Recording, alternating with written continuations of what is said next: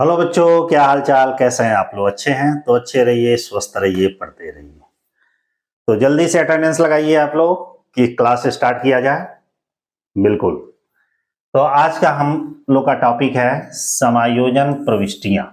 समायोजन प्रविष्टियां का मतलब ये है क्योंकि आप लोग रेगुलर बने रहिए, कल लेक्चर नहीं जा पाया था, किसी कारण से मैं बाहर था, तो आज लेक्चर जा रहा है। ठीक है, कंटिन्यू आप लोग लगे रहिए, मेहनत करिए। एडजस्टमेंट एंट्री, समायोजन प्रविष्टियां। समायोजन प्रविष्टि होता क्या है, पहले आइए हम इसको पीछे से समझते हैं। एक बार मैंने आपको बताया था कि जब भी कोई एक व्यापारी होता है, ध्यान दीजिएगा, जब एक बिजनेसमैन उस अपना बिजनेस स्टार्ट करता है तो उसके यहां बहुत सारे लेन देन होते हैं। लेन देन मतलब ट्रांजेक्शन होते हैं, ट्रांजेक्शन मतलब सौदे होते हैं। इन सौदों का लेखा सबसे पहले वो क्या किसमें करता है? जर्नल में करता है। जर्नल मीन्स रोजनामचे में करता है, ये मैंने पहले बताया भी था। और उसके बाद से इसको उसकी एंट्री कहाँ करेगा? वो लेजर में करेगा। लेजर के बाद से कहाँ करेगा? वो ट्रायल बैलेंस में करेगा। और इसके बाद से वह अपना फाइनल अकाउंट तैयार करेगा, अर्थात बैलेंस शीट तैयार करेगा, मैंने trading PL and balance sheet बनाएगा। अब क्वेश्चन हमारा ये उठता है, क्योंकि चैप्टर तो है हमारा समायोजन प्रविष्टि, हम कुछ और बता रहे हैं, लेकिन इसका संबंध इससे है। कैसे है?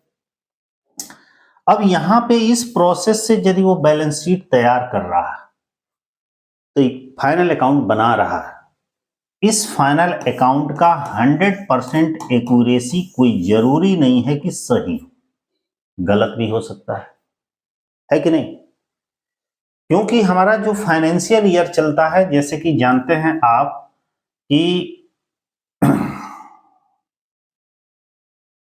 1 अप्रैल से 31 मार्च चलता है। और 1 अप्रैल से लेकर 31 मार्च तक जितना भी उसने ट्रांजेक्शन किया, उस ट्रांजेक्शन का लेखा वन बाई वन करके सारे अकाउंटों में कर दिया और लास्ट में बैलेंस शीट बना दिया। लेकिन यहां तक उसे पहुंचने में, मतलब यहां 1 अप्रैल से 31 मार्च तक पहुंचने में जरूर उस 365 दिन अर्थात पूरे साल में कुछ ट्रांजैक्शन ऐसे होंगे, कुछ सौदे आपके ऐसे होंगे जो उसे लिखने से छूट गए होंगे। क्या होगा? कुछ सौदे जो होंगे वो क्या होंगे? छूट गए होंगे। क्योंकि छूट जो जाएगा तो उसका हम अपने लेजर में एंट्री, जनरल में एंट्री नहीं करेंगे। जनरल में जब नहीं करेंगे तो लेजर में नहीं जाएगा, लेजर में नहीं जाएगा तो ट्रायल बैलेंस, ट्रायल बैलेंस नहीं तो फाइनल अकाउंट में। मतलब यहां पे आपका 100% यह माना जाएगा कि हमारा बैलेंस शीट सही है, तो ये सही नहीं है। क्योंकि उस फाइनेंशियल ईयर में कुछ जो सौदे छूट गए हैं, जो लेखे छूट गए हैं, इन छूटे हुए लेन देनों का लेखा तो हमने पुस्तकों में किया ही नहीं। और ये पक्का है, जैसे हम लोग पढ़ते हैं तो देखते हैं कि भले कितना भी पढ़ते हैं लेकिन कुछ ना कुछ छूट जाता है, लिखते हैं तो कुछ ना कुछ छूट जाता है, छूटता है। उसी तरह एक बिजनेसमैन एंट्री करता है, मानते हैं वो अपने हिसाब से पूरा पूरा सही कर रहा है, मगर कुछ, चाहे एक ही है या 2-4 है या 10 है, कुछ ट्रांजेक्शन चाहे पीछे वर्ष का अब मिला हो, चाहे आगामी वर्ष का अब मिला हो, चाहे जैसे भी सिचुएशन हो, या मिस्टेक हो गया हो, भूल गया हो, बिल वाउचर गायब हो गया हो, किसी भी रीजन से कुछ ट्रांजेक्शन हमारे छूट जाते हैं। तो इन छूटे हुए लेन देनों का लेखा पुस्तक में होगा नहीं, और जब होगा नहीं तो यहाँ पे जो बैलेंस शीट या फाइनल अकाउंट बना वो करेक्ट नहीं होगा। तो इन छूटे हुए लेन देनों का क्या किया जाता है? अलग से लेखा किया जाता है, अलग से लेखा किया जाता है। और जो अलग से लेखा किया जाएगा इसी को हम बोलते हैं समायोजन प्रविष्टि। समायोजन प्रविष्टि, एडजस्टमेंट एंट्री, मतलब हमने जो प्रोसेस अपनाया वो तो अपना लिया, लेकिन जो छूटे हैं उसको भी तो कहीं एडजस्ट करना रहता है। लाइन में लगे हुए हैं, ऐसे समझिए, अलाउंस हो गया कि भाई स्कूल में सारे बच्चे लाइन में लग जाए, लाइन में लग जाते हैं। कुछ उसी में आते हैं लेट से, तो भाई उनको या तो पीछे खड़ा कराइए या कहिए अगले दिन आइए, लेकिन देखते हैं बीच में उसी में घुस जाते हैं। वो क्या हुआ, उस लाइन में एडजस्ट हो गए। ठीक वही प्रोसेस हमारा यहाँ पे है। कुछ ट्रांजेक्शन छूट गए, तो छूटे हैं तो भाई उसको भी तो हमको करना ही करना है, तो उसको हम क्या करते हैं, अलग से एंट्री करते हैं, जिसको समायोजन प्रविष्टि कहा जाता है। ठीक है। अब समायोजन प्रविष्टि का मिलाकर और इस ट्रायल बैलेंस को मिलाकर, मतलब तलपट को मिलाकर और एडजस्टमेंट एंट्री को मिलाकर, अब जो हम फाइनल अकाउंट बनाएंगे यह बिल्कुल करेक्ट फाइनल अकाउंट होगा और सत्य और उचित को ये प्रमाणित करेगा। ठीक है। क्योंकि बिना समायोजन प्रविष्टि का हमारा जो फाइनल अकाउंट है वो सही नहीं हो पाएगा। एक और रीजन है इसका, कभी कभी तलपट का बैलेंस, ट्रायल बैलेंस का बैलेंस मैच नहीं कर पाता है, और जब मैच नहीं कर पाता है तो जो डिफरेंस होता है कहीं ना कहीं फॉल्ट हुआ रहेगा, गलत हुआ रहेगा, छूटा हुआ होगा, जिसकी वजह से मैच नहीं करता है, तो उसके लिए भी अलग से एंट्री की जाती है। अब समायोजन प्रविष्टि से जो हम फाइनल अकाउंट बनाएंगे, पहले तो क्या करेंगे, फाइनल अकाउंट बनाएंगे। फाइनल अकाउंट बनाने पे वहां पे क्या करते हैं, हम संशोधित तलपट बनाते हैं। संशोधित तलपट का मतलब है कि रिवाइज ट्रायल बैलेंस बनाते हैं, क्योंकि जब एडजस्टमेंट एंट्री हम करेंगे तो यहाँ पे जो ट्रायल बैलेंस बनाएंगे तो ये रिवाइज ट्रायल बैलेंस होगा, मैंने संशोधित तलपट, कि भाई ये छूटा था, फिर से बीच में हमने इसको शामिल किया, अब बैलेंस फाइनल अकाउंट हम बनाएंगे तो बिल्कुल सही होगा। ठीक है। तो सबसे पहले समायोजन लेखा क्या है कि वे लेखे जो लिखने से पुस्तकों में छूट गए हैं चाहे जिन कारण से, उसके लिए हम जो अलग से प्रविष्टि करते हैं उसी को समायोजन प्रविष्टि कहा जाता है। क्वेश्चन एक एमसीक्यू में ये भी पूछता है कि संशोधित तलपट कब बनाया जाता है, तो तभी बनाया जाता है जब समायोजन प्रविष्टि मतलब एडजस्टमेंट एंट्री करते हैं। अब प्रश्न यह है कि इसके बनाने के उद्देश्य क्या, हमारे क्या ऐसे रीजन है जिसकी वजह से समायोजन प्रविष्टि एडजस्टमेंट एंट्री की जाती है। फर्स्ट रीजन, पहला है कि वित्तीय वर्ष में सभी व्ययों का लेखा करने के लिए, पहला है वित्तीय वर्ष में सभी व्ययों का लेखा करने के लिए, इसका मतलब क्या है, अभी मैंने जैसे बताया कि बहुत सारे लेन देन ऐसे होते हैं जो लिखने से छूट जाते हैं, तो वे सारे एक्सपेंसेस जिसको हमने बुक्स में तो लिखा है लेकिन उसी में से कुछ छूट गया, तो जब तक वो नहीं रहेगा तब तक हमारा फाइनल अकाउंट सही नहीं आएगा। अगला है कि वित्तीय वर्ष में सभी आयों का, आयों माने इनकम का, लेखा करने के लिए इसके लिए भी हम एडजस्टमेंट एंट्री करते हैं। और किस लिए करते हैं कि हमारी सही वर्ष में वित्तीय स्थिति की जानकारी के लिए भी करते हैं कि जब तक एडजस्टमेंट एंट्री नहीं करेंगे तब तक हमारा करेक्ट फाइनल अकाउंट नहीं बनेगा, और जब करेक्ट फाइनल अकाउंट नहीं बनेगा तो सही पोजीशन के बारे में जानकारी नहीं हो पाएगी। और एक रीजन और होते हैं छूटे हुए लेन देनों का लेखा करने के लिए भी हम एडजस्टमेंट एंट्री बनाते हैं। ठीक है, आगे बढ़ते हैं। प्रश्न अब ये उठता है कि वे कौन कौन से एडजस्टमेंट एंट्री होते हैं। ध्यान दीजिएगा, जो हमारा एडजस्टमेंट एंट्री है,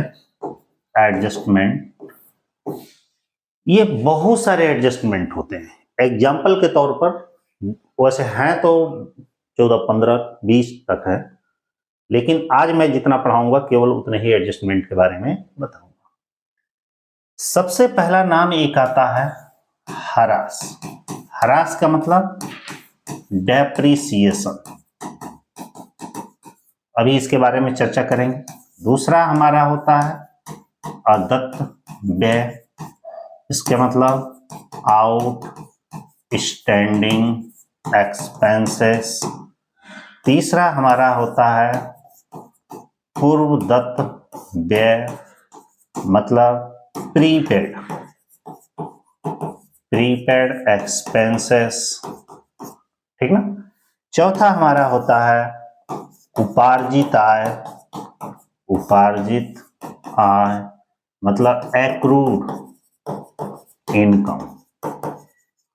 और पांचवा हमारा होता है अनुपार्जित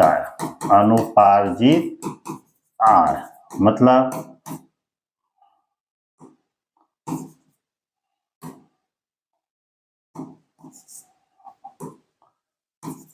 अनएक्रूड इनकम। और छठवां हमारा होता है देनदारों पर प्रावधान, मतलब प्रोविजन फॉर डेब्टर्स, ठीक है। मैंने अभी 6 ही लिखा है, लेकिन 6 नहीं है, और भी है। यह नहीं कि बाद में कमेंट करने सर ये भी छूटा, मुझे भी मालूम है छूटा, लेकिन बस केवल आज इतने ही के टॉपिक में, इतने ही के बारे में एडजस्टमेंट में बताऊंगा। अब चलते हैं पहले के बारे में, डेप्रिसिएशन, ये पहला एडजस्टमेंट है इनके बारे में। सबसे पहले हमारा है ह्रास। अब समझिए कि ह्रास होता क्या है। भाई देखिए ह्रास क्या होता है। पहले तो जान लीजिए कि जो हमारा डेप्रिसिएशन है, मतलब ह्रास है, ये हमेशा अस्थाई संपत्ति पर चार्ज होता है। अस्थाई संपत्ति का मतलब फिक्स एसेट्स, अस्थाई संपत्ति मतलब कि हमारा फिक्स एसेट्स पे ये चार्ज होता है, ठीक है। लेकिन एक ऐसी फिक्स एसेट्स होती है जिसको हम बोलते हैं भूमि। भूमि का मतलब लैंड, इस पर डेप्रिसिएशन चार्ज नहीं होता है। डेप्रिसिएशन चार्ज ना होने का मतलब है कि भूमि एक ऐसी चीज है जिसकी वैल्यू कभी कम नहीं होती। जमीन देखते भी होंगे। अब प्रश्न यह है कि डेप्रिसिएशन होता क्या, कि जो हमारा डेप्रिसिएशन है ये होता रियल में क्या है। तो इसको एक एग्जांपल से समझते हैं। सपोज करिए कि ये क्या है भाई, ये एक साइकिल है। क्या है? साइकिल है। इस साइकिल की कीमत हमारी 5,000 रुपया, ठीक। घर लेके आए और इसको 1 माह बाद आप बेच रहे हैं, तो इस साइकिल की कीमत कितनी लगेगी मालूम है? 3,000, 3,500। 6 माह बाद बेच रहे हैं तो 2,000 कोई देगा, समझ गए। तो कहने का मतलब है कि सामान आपका 5,000 का है, वैल्यू लगी 3,000 रुपया, तब 2,000 रुपया, तो ये 3,000 रुपया कहां गया? इसी का तो नाम डेप्रिसिएशन है। डेप्रिसिएशन का मतलब ये होता है कि यदि हमारी संपत्ति जो भी है, इसके कई रीजन हैं, यदि संपत्ति का निरंतर प्रयोग हो रहा है या संपत्ति में समय व्यतीत हो रहा है या इसमें टूट फूट आ रही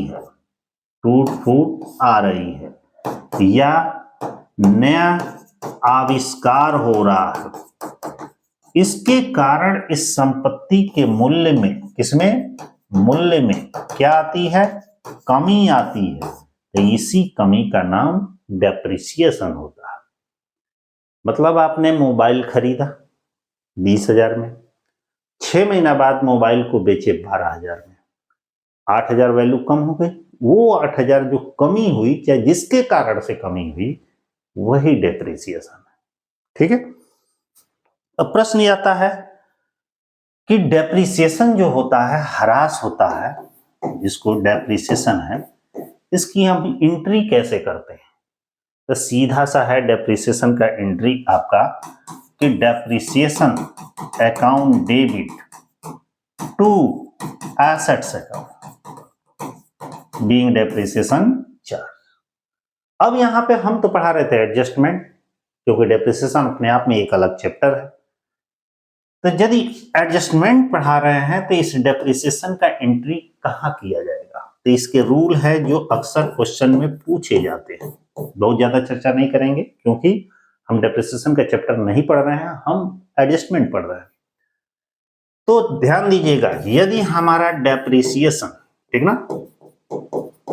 यदि हमारा डेप्रिसिएशन तलपट में दिया है, कहां दिया है, तलपट में, तलपट मीन्स ट्रायल बैलेंस, तो इसको हम दिखाते हैं प्रॉफिट एंड लॉस अकाउंट के डेबिट साइड में। कहां दिखाते हैं, तलपट में दिया है तो प्रॉफिट एंड लॉस के डेबिट साइड में। यदि यही डेप्रिसिएशन हमारा समायोजना में दिया, समायोजना में है, तो इसको हम दो जगह करते हैं। हाँ, एक और चीज बताना भूल गए, ट्रायल बैलेंस में कोई भी ट्रांजैक्शन होगा, कोई भी एंट्री होगी, उसकी एंट्री हम एक जगह करेंगे, उसको मतलब एक ही जगह फाइनल अकाउंट बनाते समय लिखेंगे। और एडजस्टमेंट में होगी उसको दो जगह लिखेंगे। अब एडजस्टमेंट का मतलब क्या होता है, थोड़ा सा इधर समझिए। देखते होंगे कि जब हमारा एक फॉर्मेट दिया रहेगा, ऊपर लिखा रहता है ट्रायल बैलेंस, मतलब एक बॉक्स दिया रहेगा, और नीचे लिखा रहेगा अतिरिक्त सूचना, अतिरिक्त सूचना, सूचना में 1 2 3 ऐसे करके दिया रहेगा। तो ये ट्रायल बैलेंस इस बॉक्स के अंदर डेबिट और क्रेडिट दोनों दिया रहेगा, तो इसको हम बोलते हैं ट्रायल बैलेंस। इसके अंदर क्वेश्चन में यदि हमारा डेप्रिसिएशन है तो पीएल के डेबिट में, और इस बॉक्स के बाहर मतलब ट्रायल बैलेंस के बाहर दिया है एडिशनल इंफॉर्मेशन में या समायोजना लिख कर दिया है, तो यहां पर दिया है, तो इन सभी का लेखा हम कितने जगह करेंगे, दो जगह करते हैं। कहां कहां करते हैं, तलपट में है तो पीएल के डेबिट में, एडजस्टमेंट में है तो ध्यान दीजिएगा प्रॉफिट एंड लॉस अकाउंट के डेबिट में दिखाया जाएगा, और कहां दिखाया जाएगा, जब बैलेंस शीट बनेगी, बैलेंस शीट बनेगी, तो इसके एसेट साइड में हम उस एसेट्स में से डेप्रिसिएशन को घटा कर दिखाएंगे। समझ गए, पढ़े होंगे आप लोग इंटर वगैरह में। तो ये हमारा डेप्रिसिएशन का पूरा रूल है। दूसरा समझना, अदत्त व्यय। अदत्त व्यय क्या होता है, सीधा सा समझिए कि अदत्त व्यय का मतलब होता है कि वह व्यय, ध्यान दीजिएगा, वह व्यय जो अभी देना बाकी है, उसी को तो हम कहते हैं अदत्त व्यय। एग्जाम्पल, मान लीजिए कि आपका एक मकान बन रहा है, उसमें कुछ मजदूर काम कर रहे हैं, सुबह से लेकर शाम तक मजदूर काम किए, तो भाई शाम जैसे ही हुआ, मतलब काम उनका जैसे ही समाप्त हुआ, तो वह मजदूरी पाने के अधिकारी हो गए। उन्होंने कहा कि भाई मेरा दिन भर का मजदूरी दीजिए, आप कहे 4 दिन बाद ले लीजिए, 5 दिन बाद ले लीजिएगा, ऐसे कह के टाल देते हैं। कुछ लोग तो तुरंत दे देते हैं, कुछ लोग कहते हैं काम खत्म होगा तब देंगे, ऐसे भी होता है। तो उसे कहते हैं अदत्त व्यय, ऐसा खर्चा जो हो गया है मगर देना बाकी है। उसी तरह सपोज करिए कि मान लीजिए कि आपने एक मकान लिया, अब मकान किराए पर लिया, तो किराए पर मकान लिए, तो यदि 1 जनवरी को आप किराए पर लिए हैं और 31 जनवरी को महीना पूरा हो जा रहा है, तो मकान मालिक आपसे किराया मांगेगा। आप उससे कह दिए 5 दिन बाद लीजिएगा, 10 दिन बाद लीजिएगा, अगले महीने में लीजिएगा, ऐसे करके टाल दिए। तो कहने का मतलब ये खर्च तो हो चुका है लेकिन आपने पेमेंट नहीं किया, तो ऐसे खर्चे जो अभी देना बाकी है, ऐसे समझिए उधार, ठीक ना, इसे कहते हैं आउटस्टैंडिंग एक्सपेंसिव। अब बारी आती है कि जो आपका अदत्त व्यय है, ध्यान दीजिएगा, जो आपका अदत्त व्यय है। इसको कैसे क्या करते हैं? इस पर रूल हमारा है कि यदि यह अदत्त व्यय तलपट में दिया, यदि ये अदत्त व्यय तलपट में है, तो ध्यान दीजिएगा, इसे जब हम बैलेंस शीट बनाते हैं, बैलेंस शीट बनाते हैं, तो इसको लायबिलिटी साइड में शो करते हैं, माने दिखाते हैं। और यदि यही आउटस्टैंडिंग आपके समायोजन में, किसमें है? समायोजन में, तो इसको क्या कहते हैं? आप ट्रेडिंग अकाउंट के डेबिट में या प्रॉफिट एंड लॉस अकाउंट के डेबिट में, डेबिट में मतलब है कोई एक ही जगह जाएगा जिससे संबंधित हो, दिखाते हैं। और जब हम बैलेंस शीट बनाएंगे तो इसको लायबिलिटी साइड में शो करेंगे, मतलब दिखाएंगे। ये अक्सर क्वेश्चन में पूछता है कि यदि आपका अदत्त व्यय तलपट में दिया है तो कहां दिखाएंगे? तो बैलेंस शीट के लायबिलिटीज में। समायोजन में दिया है तो कहां दिखाएंगे? तो भाई पीएल के डेबिट में उस खर्चे में जोड़ देंगे, ऐड कर देंगे, ठीक ना, और बैलेंस शीट के लायबिलिटी में दिखाएंगे। एंट्री नहीं पूछता है इसमें कोई खास ज्यादा, लेकिन यदि आप एंट्री जानना चाहते हैं तो जान लीजिए। इसका एंट्री हमारी होती है outstanding expenses account debit to expenses account. Expenses का मतलब है रिलेटेड एक्सपेंसेस, जिससे संबंधित हो। आउटस्टैंडिंग तो नाम है, एक्सपेंसेस का मतलब है कि वह रिलेटेड एक्सपेंसेस जिस पर देना बाकी है, जैसे रेंट भी हो सकता है, सैलरी भी हो सकता है, वेजेज भी हो सकता है, कुछ भी हो सकता है। आगे बढ़ते हैं। अगला हमारा है पूर्वदत्त व्यय। प्रीपेड एक्सपेंसेस क्या होता है? पूर्वदत्त व्यय जो है, इसको अग्रिम भी बोला जाता है। इसको हम क्या बोलते हैं? अग्रिम भी बोला जाता है। एक और नाम है इसका, इसको पेशगी भी बोला जाता है, ठीक ना। और एक और भी बोला जाता है असमाप्त व्यय, और अंग्रेजी में इसको प्रीपेड एक्सपेंसेस कहा जाता है। पहले तो जान जाइए, पूर्वदत्त व्यय को अग्रिम, पेशगी, असमाप्त व्यय भी कहा जाता है। दूसरी चीज, ये होता रियल में क्या है? मतलब कि ऐसा खर्चा, ऐसा व्यय जो अग्रिम भुगतान कर दिया गया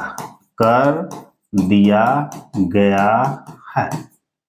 अग्रिम भुगतान का मतलब है कि ऐसे खर्चे जिसका पेमेंट हमने टाइम से पहले ही कर दिया है। फॉर एग्जाम्पल, सपोज करिए कि ये आपका क्या है? मकान। इस मकान को आपने किराए पर लिया। किराए पर भाई कब लिए? 1 जनवरी को, ठीक।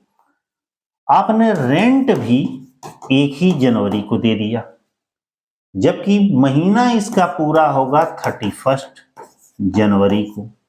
तो मकान मालिक को किराया देने का अधिकार कब होगा आपका? 31 जनवरी। लेकिन आपने रहने से पहले ही पेमेंट कर दिया।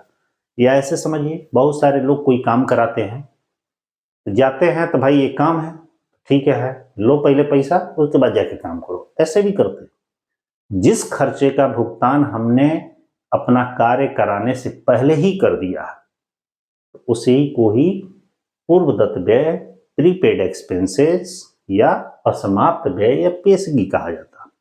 यहां पे एक ध्यान देने वाली चीज है, चाहे वो अदत्त व्यय हो या पूर्वदत्त व्यय हो, इसका डेट का जो मेंशन है, हमेशा 31 मार्च को वैल्यूएशन किया जाता है। इसको यदि लिखने की बारी आएगी तो आप लिखेंगे इसे कि सामान्यतः जैसे व्यापारी होते हैं वो 31 मार्च को अपना खाता क्लोज करते हैं, लेकिन बहुत सारे ऐसे व्यय होते हैं जिसका भुगतान 31 मार्च के आगे तक का पहले ही कर दिया गया है। ऐसे व्यय को पूर्वदत्त व्यय, ऐसे भुगतान मैंने ऐसे खर्चे का भुगतान जो 31 मार्च तक करना था लेकिन नहीं किया गया है वो अदत्त व्यय। अब एक चीज और आता है इसमें पूर्वदत्त जो व्यय है कि इसका लेखा हम कैसे करते हैं। जैसे लेखा की जहां तक बात आ गई, यदि ये तलपट में है, तलपट में ट्रायल बैलेंस, तो इसको हम दिखाते हैं बैलेंस शीट के, ध्यान दीजिएगा, एसेट साइड में, एसेट साइड में दिखाया जाता है। और यदि यही चीज समायोजना में है, कहां पे है, समायोजन में है, तो इसको क्या करते हैं कि प्रॉफिट एंड लॉस अकाउंट के डेबिट साइड में, प्रॉफिट एंड लॉस अकाउंट के डेबिट साइड में उस व्यय में से घटा देते हैं, उस व्यय में से घटा देते हैं और क्या करते हैं, और इसे जब हम बैलेंस शीट बनाते हैं तो इसके एसेट साइड में दिखाते हैं। ठीक है, ये भी क्वेश्चन पूछता है। एक और पॉइंट इस पे कभी कभी ये भी पूछता है कि जैसे मैंने अभी बताया अदत्त व्यय, और एक और बताया मैंने पूर्वदत्त व्यय, मैंने प्रीपेड एक्सपेंस। पूछता है कि भाई ये किस प्रकार के खाते हैं, ये किस टाइप के खाते हैं, तो ये भी ध्यान दीजिएगा, ये व्यक्तिगत खाता, व्यक्तिगत खाता का मतलब पर्सनल अकाउंट है, ठीक ना। और ये भी कौन सा पर्सनल अकाउंट है, क्योंकि पर्सनल अकाउंट 3 टाइप के होते हैं, जैसे अकाउंट 3 टाइप के, personal account, real account and nominal account. लेकिन पर्सनल अकाउंट की जहां तक बात करेंगे व्यक्तिगत खाते के, वो भी 3 तरीके होते हैं। कौन, कृत्रिम व्यक्ति, प्राकृतिक व्यक्ति, और एक प्रतिनिधित्व करने वाले व्यक्तिगत खाते। प्रतिनिधित्व का मतलब रिप्रेजेंटेटिव पर्सनल अकाउंट, तो ये रिप्रेजेंटेटिव पर्सनल अकाउंट है, प्रतिनिधित्व करने वाले व्यक्तिगत खाते। उसमें 4 आते हैं नाम, पूर्वदत्त, अदत्त, उपार्जित, अनुपार्जित, जिसके बारे में भी आगे भी चर्चा चलेगा। तो पूर्वदत्त हो गए। अब अगला देखते हैं कौन सा है, अब है उपार्जित आय। भाई ये उपार्जित आय क्या है बताइए। उपार्जित आय को एक्रूड इनकम भी कहा जाता है, इसको एक और नाम से जानते हैं अर्नेड इनकम,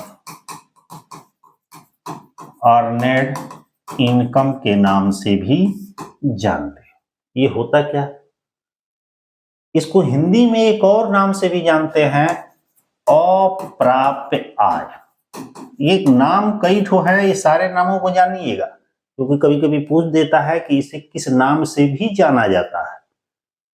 अब आगे बढ़ते हैं, अप्राप्य आय या उपार्जित आय रियल में होता क्या है, ध्यान दीजिएगा। वह आय, ध्यान दीजिएगा, वह आय जो वित्तीय वर्ष के अंत तक, वित्तीय वर्ष के अंत तक कमा ली गई है, तक कमा ली गई है, ली गई है, परंतु प्राप्त नहीं हुई, प्राप्त नहीं हुई है, ऐसी आय को क्या कहा जाता है, उपार्जित आय। एग्जाम्पल की तरफ समझते हैं। मान लीजिए कि आप ही हैं, सपोज करिए आप ही, आपको नौकरी लग गई, क्या हुआ, नौकरी मिल गई। तो मान लीजिए कि ये आपकी एक संस्था है, ऑर्गेनाइजेशन है, इसमें आप क्या हैं, कोई भी पद है, मान लीजिए अकाउंटेंट, अकाउंटेंट है, टीचर है, कुछ भी है।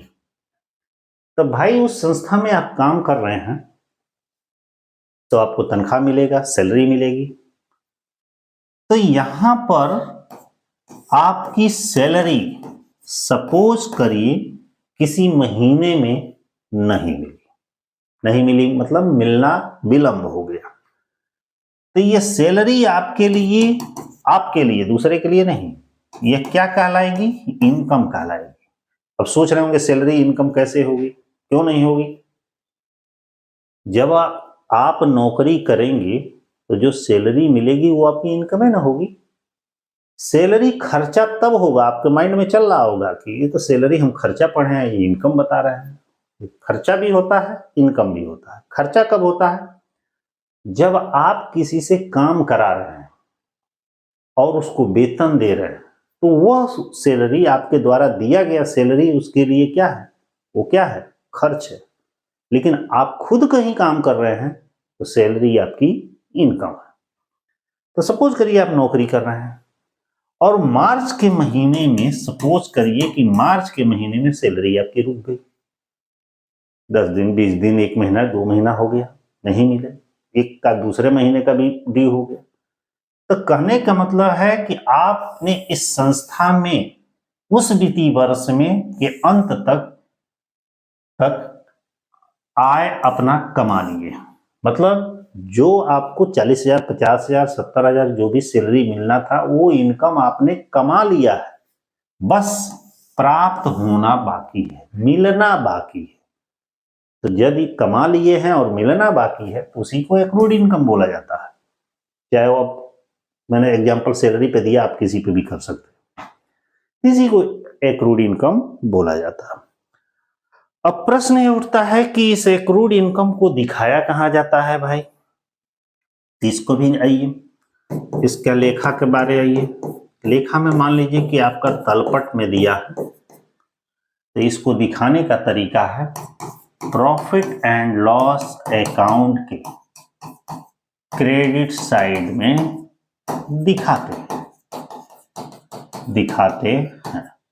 चाहे डायरेक्ट दिखा दिए, चाहे उस इनकम में जोड़कर दिखा दीजिए, बात आपकी एक ही है। और कहां दिखाते हैं? समायोजना में यदि दिया है, गलत हो गया। यदि तलपट में दिया है, यही तो ध्यान देना है आपको, यदि तलपट में दिया है तो इसको हम कहां दिखाएंगे?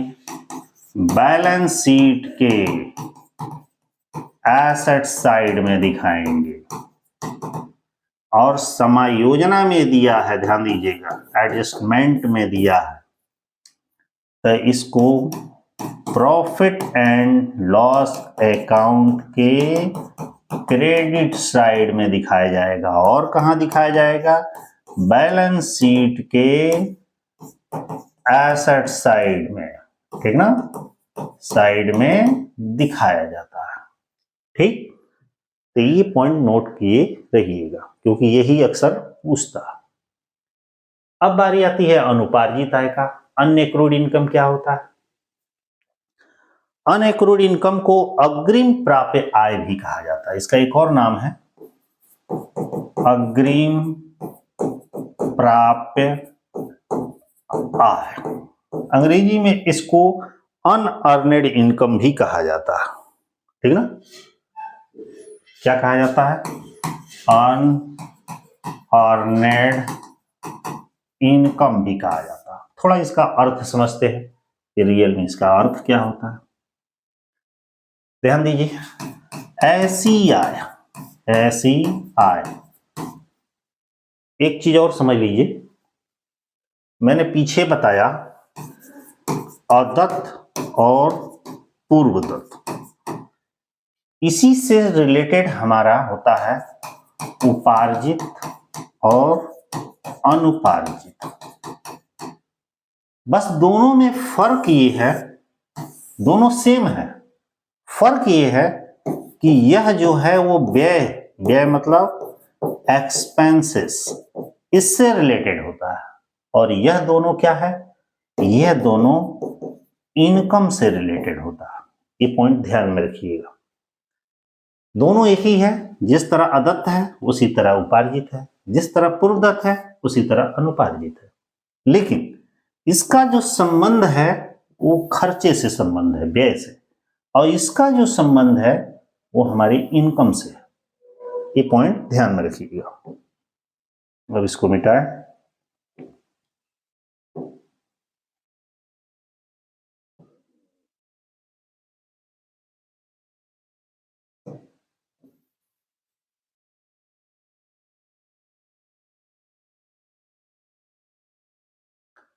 चलिए, एक होता क्या है, ऐसी आय जो कमाई नहीं गई है, कमाई नहीं गई है, कब तक? वित्तीय वर्ष के अंत तक, परंतु 31 मार्च तक, 31 मार्च तक या वर्ष के अंत तक या वित्तीय वर्ष के अंत तक प्राप्त हो गई, ऐसे इनकम को क्या बोलते हैं? अग्रिम प्राप्त आय, मतलब अनुपार्जित आय। इसको भी एग्जांपल के थ्रू समझते हैं। सपोज करिए कि ये आपका एक ऑर्गेनाइजेशन, ठीक है, इस ऑर्गेनाइजेशन में आप क्या हैं? कर्मचारी। और जब कर्मचारी हैं तो आपको वेतन या ब्याज या कुछ भी, मतलब लाभांश, कुछ भी है, मजदूरी, कुछ भी है, पाने के अधिकारी। तो भाई नियम क्या होता है कि जो माह का लास्ट डे होता है वहां पे आपको सैलरी चाहे अपनी इनकम पाने का अधिकारी होता है, लेकिन आपने टाइम से पहले ही आय प्राप्त कर लिया। मतलब ये, आप कहीं काम करने के लिए गए, काम अभी किए नहीं, पैसा उस महीने का तनख्वाह आपको मिल गया, तो इसी को तो बोला जाता है अनुपार्जित आय। मतलब काम कहीं, ये आप पे लागू होता है, सारे क्वेश्चंस अपने ऊपर लागू करिएगा कि ऐसी कोई इनकम जो हमें पहले ही मिल गई है लेकिन उसका काम हमने नहीं किया है, मैंने बिना काम किए ही मिल गया है, काम अभी बाद में करेंगे, तो ऐसी इनकम को अनुपार्जित आय, अनएक्रूड इनकम कहा जाता है। अब प्रश्न आता है ये कि इसको दिखाया कहां जाता है? तो जैसे लेखे की हम बात करें, अकाउंटिंग स्टेटमेंट की बात करें, तो यदि ये तलपट में दिया है, ध्यान दीजिएगा, तो ध्यान दीजिएगा, इसको बैलेंस शीट के लायबिलिटीज साइड में, लायबिलिटीज साइड में क्या करते हैं? दिखाते हैं। और यदि यही चीज आपका समायोजन में दिया है, यही चीज आपका समायोजन में दिया है, तो इसको हम कहां दिखाते हैं? ध्यान दीजिएगा, प्रॉफिट एंड लॉस अकाउंट के क्रेडिट साइड में उस इनकम में से, उस इनकम में से घटा देते हैं और बैलेंस शीट के इस साइड में, लायबिलिटीज साइड में दिखाते हैं। क्लियर? चलिए आगे बढ़ते हैं। अगला टॉपिक है हमारा देनदारों पर प्रावधान। ध्यान दीजिए, पहले तो समझिए इसमें कि भाई देनदार क्या होता है। देनदार मीन्स डेब्टर्स। डेब्टर्स कौन होता है? डेब्टर्स का मतलब होता है कि जिसे, ध्यान दीजिएगा, जिसे उधार बेचा गया है। मतलब कि ऐसा एक आदमी जिसको हमने उधार बेचा है, मतलब कि हमने उसको दिया, फ्यूचर में उससे हमको पैसा पाना है, तो उस व्यक्ति को डेब्टर्स कहा जाता है। मतलब मैं, सपोज करिए आप दुकानदार हैं, आपके यहां से मैंने एक कपड़ा लिया, कहा कि भाई अगले महीने में दे देंगे, तो मैं आपके लिए डेब्टर्स हूंगा। मतलब वो कौन कौन से उधार करता है जिसने हमसे पैसा लिया है, वो सारे व्यक्ति डेब्टर्स कहलाते हैं। ठीक है, अब देनदारों पर प्रावधान की बात करें, देनदारों पर प्रावधान की बात करें तो देनदारों पर 3 चीजें होती हैं। क्या होता है? एक होता है अशुद्ध ऋण, जिसको हम बोलते हैं बैड डेब्ट्स, और दूसरा होता है अशुद्ध ऋण को, इसको और भी नाम से जाना जाता है, संदिग्ध ऋण भी जाना जाता है। एक होता है अशुद्ध ऋण प्रावधान, या इसको देनदारों पर, इसको हम बोलते हैं देनदारों पर प्रावधान। अंग्रेजी में इसको बोलते हैं प्रोविजन फॉर बैड डेब्ट्स। तो 3 पॉइंट होते हैं, पहला हो गया, दूसरा होता है, और तीसरा इसमें पॉइंट होता है देनदारों पर छूट या कटौती या बट्टा, इसको कहा जाता है डिस्काउंट ऑन डेब्टर्स। बस जो देनदारों पर प्रोविजन है वो 3 तरीके से होता है, 3 के अलावा कोई होता ही नहीं।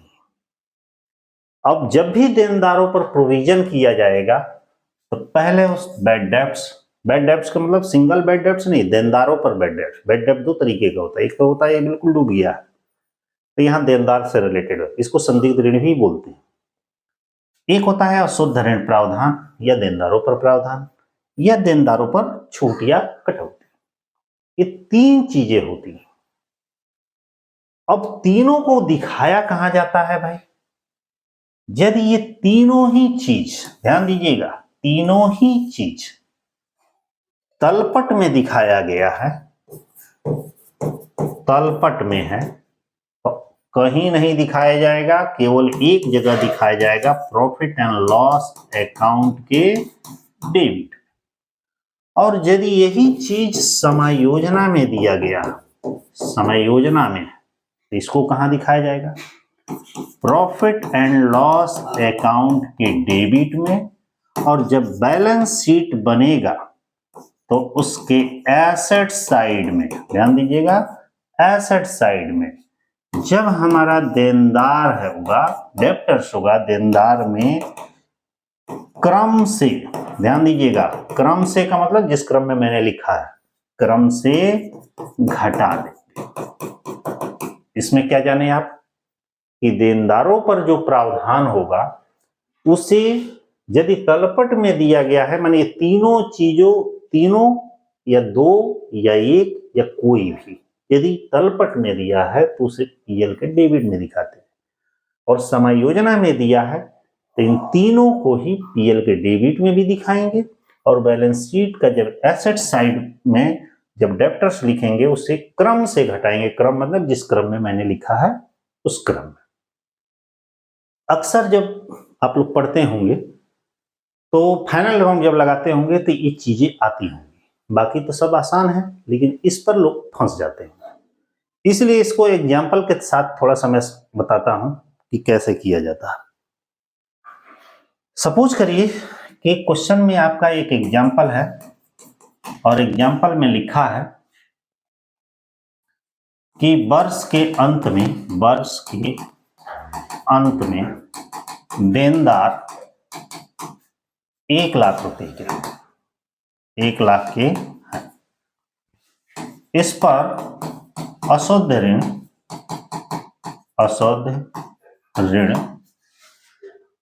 कितना दिन रखते हैं? 20,000 है। देनदारों पर प्रावधान कितना रखते हैं? 10% है, और कटौती 5% है। ऐसे रहता है एडजस्टमेंट में। मैं जैसे लिखा हूं थोड़ा बहुत उसी को मॉडिफाई करके, बड़े बड़े क्वेश्चन जब फाइनल अकाउंट के रहते हैं तो ऐसे रहते हैं। तो ध्यान दीजिएगा, जब भी आप बनाएंगे इसको तो 2 तरीका है। एक तरफ बनाएंगे profit and loss account, trading से इसका कोई कनेक्शन नहीं रहता है, ठीक ना, ऐसे प्रॉफिट एंड लॉस बनाते हैं, ये आपका प्रॉफिट एंड लॉस बन गया। और एक तरफ बनाएंगे आप बैलेंस शीट, इसको छोटा कर दे रहा है, ये हम बैलेंस शीट बना दिया। बैलेंस शीट में ये आपका लायबिलिटीज हो जाएगा, ये आपका अमाउंट हो जाएगा, ये आपका एसेट्स हो जाएगा, और ये आपका अमाउंट हो जाएगा। तो सबसे पहली बारी आती है हमारे देनदार की। देनदार 1 लाख रुपए के हैं, तो देनदार कहां दिखाया जाता है? यहां पे लिखेंगे।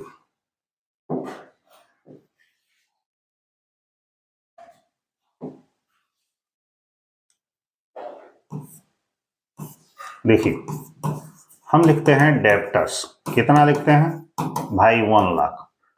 इस पर सबसे पहले दिया है अशुद्ध है, तो हम इसको घटा देते हैं। बैड डेब्ट्स ऑन डेबिटर्स कितना दिया है? 20,000। 20,000 को घटाएंगे तो कितना आएगा? 80,000। फिर इसमें से दिया है प्रोविजन लेनदारों पर, तो प्रोविजन ऑन डेब्टर्स। ये डेब्टर्स किस पर प्रोविजन होगा? इस 80,000 का 10%। 10% है ना, कितना हो जाएगा?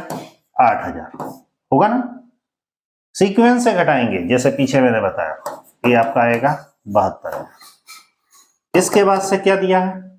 और इस पर कटौती दिया है 5%, तो लिखेंगे डिस्काउंट ऑन डेब्टर्स। कितना है? 5%। किसका 5%? 72,000 का 5%।